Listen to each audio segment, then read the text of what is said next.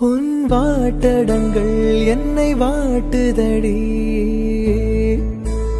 உன் வாட்டடங்கள் என்னை வாட்டுதடி, உன் வளைவுகளோ என்னை வளைக்குதடி. என் வாழ்க்கையில் தேவை தீபாய்வை, கண்கள் பார்த்தேன் கவியானே, இன்னும் பார்த்தால் எங்கே போவேன், உன்னாலே கம்பன் தாண்டுவேன், உன் இதழ் மேலே